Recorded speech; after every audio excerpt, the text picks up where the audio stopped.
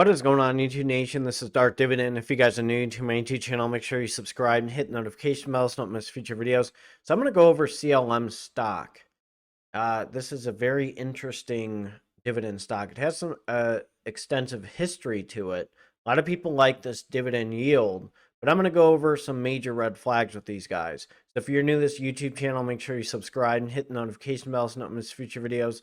Smash that like button. Let's check this CLM out right now. So right now, I'm just looking at it. It's sitting at 779. The average volume is 1.12 million. The market cap is 1.69 billion US dollars. Year range was 718 to 1191. Day range was 770 to 785, and its previous close was 770. So let's check these guys out. According to their website, Cornerstone Strategic Value Fund is a diversified closed-end management investment company. It was incorporated in Maryland in May 1987 and commenced investment operations on June 30th, 1987. Goes by the symbol CLM. Fund's common stock has frequently traded at a premium of its net asset value during the past several years. Shares of closed-ended funds often trade at a discount from their net asset value. Okay, so So the fund's investment objective is to seek long-term capital appreciation through investment in equity securities of U.S. and non-U.S. companies. There is no assurance that the fund will achieve its investment objectives. Just remember that.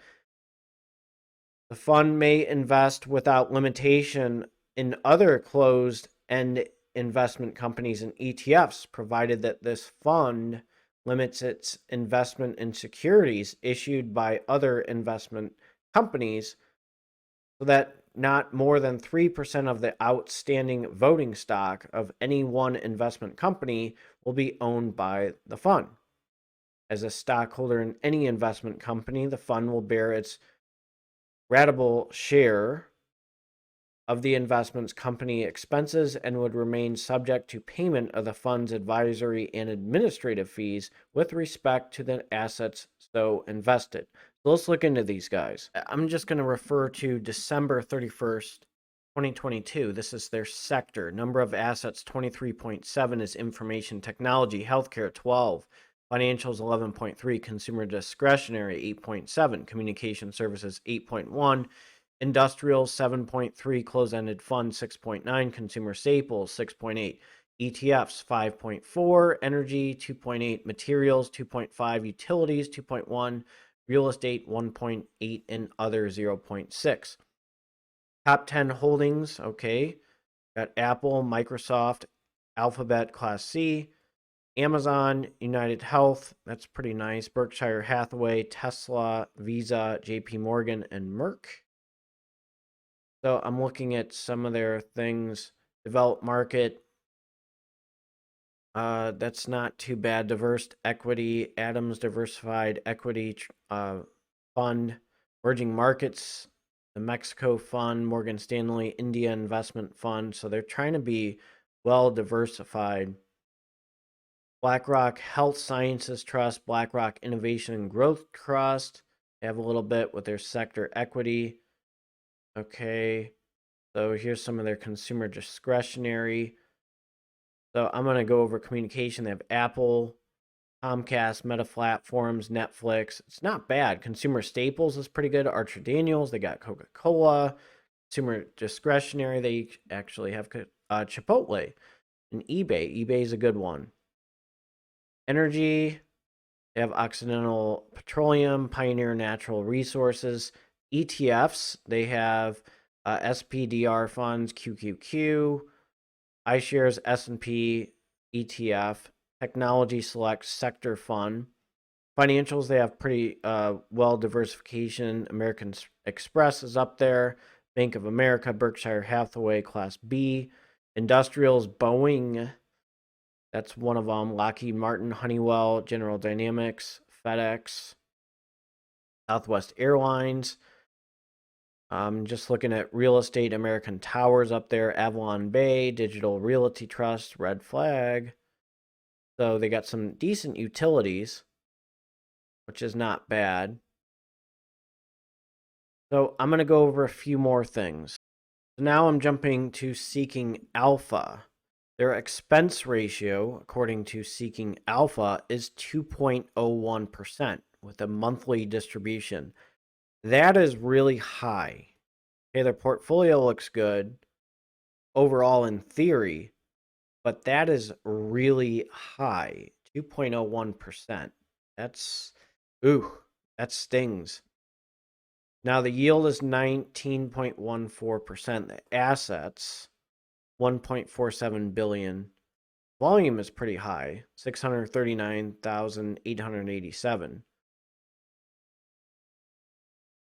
A few things, I mean, their price per share has gone down. I'm going to jump to the max of their price per share. That has gone down. That is not good. And I can tell you right here, this is a red flag. And I'm going to go over the dividend trends and history of these guys. So I already see negative numbers, which is not good. So let's go over their dividend history, and you'll see some red flags that happen. Let's start in 2002. It was 8 cents.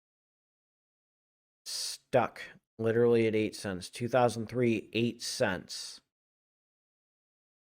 Still 8 cents in 2004. 2005, 8 cents. Remember, a high expense ratio. 2007, 9 cents. 2008, down to 8 cents. 2009, 17 cents. We're going to go into that shortly. It's at 17 cents. In 2010, it dropped down to 13 cents. Then it dropped to 12 cents in 2011. 2012, it dropped to 11 cents. So 12 cents to 11 cents. 2013, it dropped to 10 cents. 2014, it dropped to 9 cents. And all of a sudden, it jumped up in 2015 to 36 cents. What is going on? You guessed it. You know what's going to happen. 2016, the dividend is decreasing from 36 cents to 28 cents. 2017, it's dropping to 23 cents. 2018, it's still 23 cents. Then it drops down to 20 cents in 2019. 2020, it drops down to 18 cents. 2021, it drops down to 16 cents. And then in 2022, it jumps to 18 cents. 2023, it drops to 12 cents. Now, that's a high dividend yield. You need to do some digging. Now, if it's a covered call ETF or, TSLY ETF, that's kind of understandable. It's going to be a high yield, high expense ratio. So let's go over why this dividend all of a sudden went up. Let's check that out.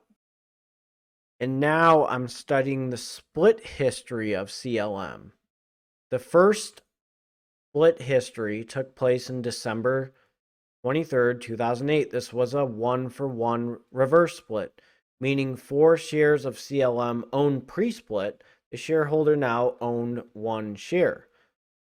So you just lost some shares. For example, 1,000 shares position pre-split became 250 following the split.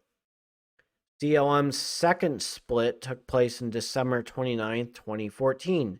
This was a 1-for-4 reverse split. So you're buying something that is, if you own this, you're buying something that reverses, okay? So you're losing shares, and you're getting a decreased dividend, and you're paying a high expense ratio. So those are all red flags to me. Now, again, I'm experimenting with TSLY ETF. And as I explained with QYLD, if you watch my previous videos, RYLD and XYLD and DJIA, you have the box theory. So you're kind of stuck here. You kind of know what your income is. You get like a 0.6% expense ratio, and this one's 2% with a expense ratio. That is a huge turnoff to me. Now, reminds me kind of AGNC. But this is actually a strategic value fund. And if you're a fund and you have to reverse stock split, you really suck. I'm just going to be honest with you. Those are managed, whether it's active or passive, and you have to reverse split. That is a problem. Not only are you getting suckered by an expense ratio, you're getting a decreased dividend. You can say, well, I have all these shares. Sure, that's fine. But I like at least some consistency. Now, don't get me wrong. I have ZIM and I have TSLY ETF and some of these options ETFs and all that for income, but I know it's not reliable. This one is not reliable at all. I at least get some positive benefits from TSLY and ZIM, because ZIM actually does pay a decent dividend. Now, they have decreased their price per share a lot, but at least they're doing well in their revenue sharing they give to investors. These guys don't look good at all. In fact, AGNC actually looks better. And for me to say AGNC is better than something, that's pretty sad. So I wanted to go over that. And I'll even show you a trend of AGNC's history. So just looking at AGNC, here's our dividend history. 2015, 22 cents to 20 cents. And then it decreases to 18 cents in 2016. Still 18 cents. And it decreases to 16 cents in 2019. And it decreases to 12 cents in 2020. And it's just stuck at 12. Hasn't improved. So they have a low payout ratio of 46%, but the dividend increases in the last 5 years is 0. Dividend growth in 5 years is negative 10.03%. The only positive with AGNC over CLM is you don't have an expense ratio, and it is technically a REIT. It's a mortgage-backed REIT. So these guys have a dividend of 15.67%. So I always tell people, study the dividend trends and at least know what you're getting into doing the due diligence. So CLM sucks. I would actually say AGNC is better. And for me to, like I said, it's like saying in, painfully, it's like saying that in college football that Rutgers is a better program than Northwestern. And Northwestern's been a little down too in college football. But normally Northwestern's usually better. But they're just down. They're both down. They're not even doing well.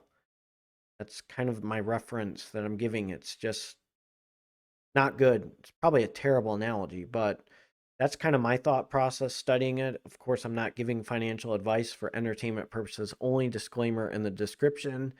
And that's just kind of the way I evaluated this one. I really wanted to look at this one. There's a lot of dividend stocks I have to review, but I'm going to jump to my disclaimer and I'm going to try to squeeze in a video for you tomorrow. So as a reminder, this is a disclaimer notice. This is not financial advice for entertainment purposes only. Disclaimer in the description. Always consult with a financial advisor regarding financial advice. I do not give financial advice. I will tell you I do not give financial advice. There's always a risk regarding investing and you can lose a lot of money. My channel is for entertainment purposes only, and I reveal to you my dividend investing journey. Do not take this with any form of financial advice in these videos. I hope you enjoy my video, and make sure you subscribe and hit the notification bell so you don't miss future videos. Thank you so much for watching this.